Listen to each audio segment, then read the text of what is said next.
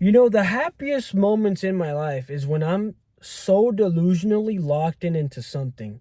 And that's the key. Like, I remember when I was so locked into track, me thinking I'm going to go to the Olympics. And part of me still believes if I still had the desire to do it, I truly believe I could. But I don't know. It's just not something I want to do anymore. I don't know why.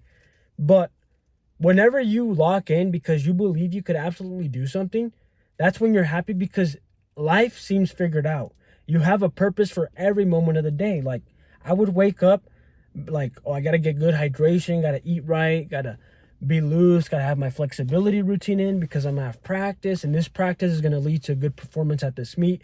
And this meet's going to get me to state. And then if I perform well at state, I'll get a scholarship. I'll go D1. And then if I go D1, opportunity to get faster, stronger, look better, have a life, eventually win an NCAA double Division I championship, go pro, win meets, go to the Olympics, win world championship, retire, clout, everything. Like, just from one little thing, that's how I envision my whole life, from being locked in and delusional maxed on track.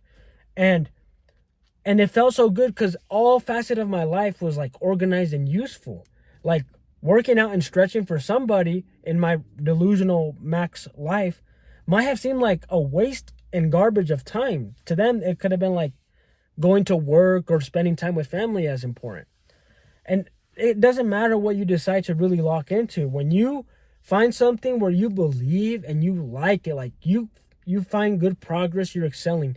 And the key is, guys, the key to doing or finding something like this is it works out when you try it and you get kind of good results and you enjoy it. It's fun doing the process. The process is fun and then you get good results and you're having fun, capitalize on that and just lock in. You will naturally want to do it, but you will, when you lock in it and maximize that potential on whatever you're doing, you will realize you're like better than the rest. And by being better than the rest, that makes you feel so good and important, and you want to become the best at it for anything, like in general. When I got really good at running and track, I was like, I'm not only going to be the best in my school, like I already knew I was, I'm going to be the best in the state. That was my goal. I didn't get to it because I didn't have all the knowledge about diet and maximizing my development, but even then I was still so locked in and doing everything I could to maximize it, because that was my whole life at that point, just track, school and track. And then ever since leaving that sport, but most of adult life is finding that feeling. And some people don't ever experience that feeling where you get good at something. You get good positive feedback from your peers, your results, your physique, like maybe your brain capacity, your intelligence. Like, there's things that like hit all the spots socially, physically, mentally. Like, for track, it hit everything for me. And like I said, some people don't ever get to experience this, so they go on their whole life being miserable and unhappy and being at a dead-end job.